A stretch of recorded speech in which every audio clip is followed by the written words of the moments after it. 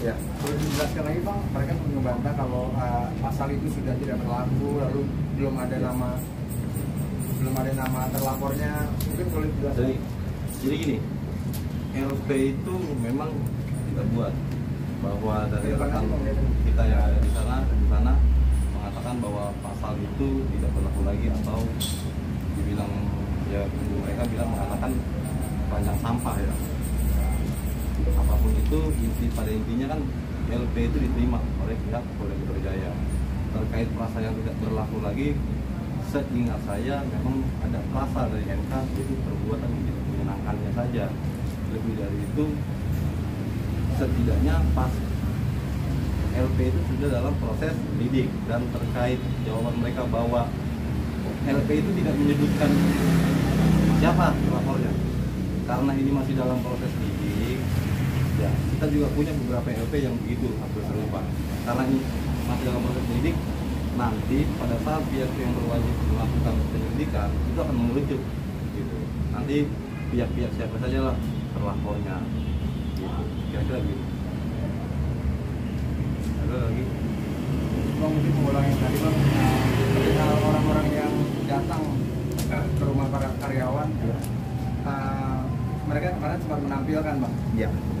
Bahwa mereka mengklaim orang yang hadir dalam person itulah yang menyambangi rumah-rumah para karyawan. Mungkin Abang punya bukti lain nggak sih Bang, bahwa memang ada lebih dari satu yang menyambangi? Kalau mereka mendatangi rumah ex karyawan itu kan ada 2 orang yang mereka datangi.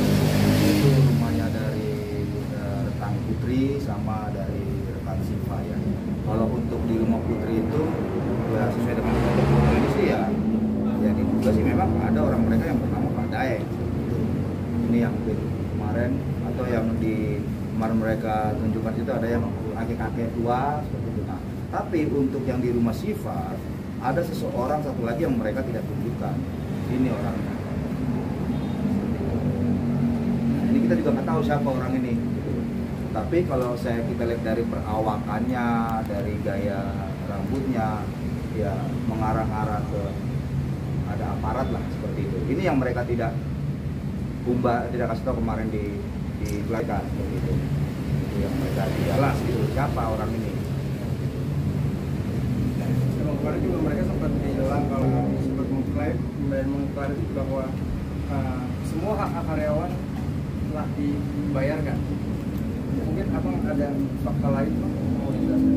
Jadi kalau untuk perihal masalah gaji, bonus, itu kalau versi dari karyawan ada beberapa orang yang belum mereka bayarkan, baik itu secara full maupun sesuai dengan masa kerjanya dia. Apakah 15 hari belum digaji ataupun bonus, itu masih ada seperti itu. Perihal itu nanti kami akan coba untuk para karyawan nanti akan bersuara dengan sendirinya seperti itu. Mungkin boleh dijelaskan lagi Pak, kedatangan mereka ke rumahnya itu untuk mengisi kuesioner apa sih Bang? Jadi kedatangan mereka kalau dalam dalil mereka kemarin klarifikasi itu versi dari suaminya Site itu adalah silaturahmi seperti itu. Nah, yang kedua, kalau memang saya itu ada salah, ya ayo apa salah saya. Nah, cuma di sini yang kita sesalkan, kenapa dia harus menyuruh orang lain? Kenapa enggak suaminya T itu aja yang datang langsung ke rumah kediaman Siva, ke rumah kediaman Putri. Jadi tanpa harus menyuruh orang, dan itu pun mereka datang ke situ tidak silaturahmi, tapi membawa maksud tertentu dengan mengisi salah satu kuesioner ex karyawan. Di sini ada contohnya yang bernama Adinda. Jadi di sini kuesioner itu intinya adalah coba ceritakan pengalaman sampai masuk kerja di Katasi. Apa yang saudari lakukan dan tugas dari saudari. Apa yang saudari ketahui tentang masalah ini, apa yang saudari lakukan. Nah, inilah mereka diminta untuk mengisi ini dan menandatangani ini semua, gitu.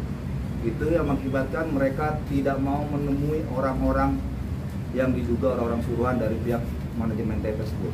Gitu. Jadi Ini bukan silaturahmi kalau menurut kami, gitu. Tetapi ada suatu maksud tertentu. Apa itu? Ya ini visioner inilah tujuan ini. Dengan ini ditandatangani, diisi, selesai sudah masalah ini. Seperti itu. Berarti emang harus wajib diisi untuk semua karyawan? Iya, kalau di sini sih sifatnya kuesioner pengaduan ex karyawan. Tapi isinya kuesioner. Gitu. Kuesioner. Karena setahu kami namanya kuesioner itu biasanya random. Yang kita nggak kenal gitu. Namanya kuesioner, kepuasan kan, tingkat kepuasan. Gitu. Bisa dibilang selain harus diisi, wajib diisi, ada terpaksa juga. Dan harus ditandatangani. Dan terkait yang dilakukan oleh orang-orang tersebut, keluarga dari ex karyawan ini pun merasa terganggu, trauma, khususnya dari pihak keluarganya Siva, Putri, seperti itu. Mereka datang itu di Kamis malam sekitar jam 9. Abang kemarin mereka juga sempat bilang terakhir di akhir-akhir responnya bahwa kuasa hukumnya meminta para ex karyawan untuk mencabut laporan. Iya. Dan agak ada sedikit bahasa ancaman akan melaporkan balik dan tanggapan abang seperti apa? Jadi untuk rekan satu profesi saya ya, yang saya hormati, Bang Ramzi, kita sama-sama satu profesi ya. Kalau menurut kami ya kurang etis lah kalau abang memerintahkan klien kita itu untuk mencabut laporan. Sementara laporan itu kan adalah hak seluruh warga negara Indonesia ya. Kami juga membuat laporan, ada bukti otentiknya, ada bukti fotonya. Jadi serahkanlah ini kepada penyidik. Biarlah mereka bekerja secara transparan, profesional, tidak diintervensi kiri atau kanan. Ya, menurut kami ya kurang etis lah kalau samarkan profesi, malah menyarankan, bahkan sedikit mengancam untuk membuat laporan balik. Mungkin mau klarifikasi juga Pak, kemarin sempat dibahas juga bahwa disinyalir ada orang yang menggerakkan di balik layar. Seperti apa Pak? Jadi kalau saran saya, lebih baik kita fokuslah ke permasalahan kita. Apa sih permasalahan ini? Yaitu bukti laporan kami. Jadi jangan jadi bias, jangan jadi obscure label, jangan jadi kabur kemana-mana. Seperti itu.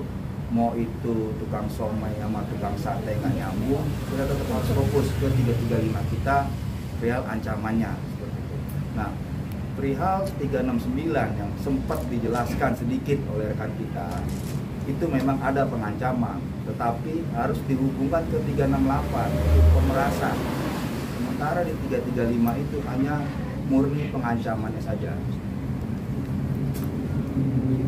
Abang dari pihak sana kan menegaskan dan bersikeras kalau misalkan permasalahan ini sudah diselesaikan oleh pihak manajemen, termasuk gaji karyawan, katanya ada tahap-tahapannya itu mungkin seperti apa? Bahkan dari pihak sana bilang karyawan lamanya ada yang bisa sampai beli apa gitu, seperti apa mungkin?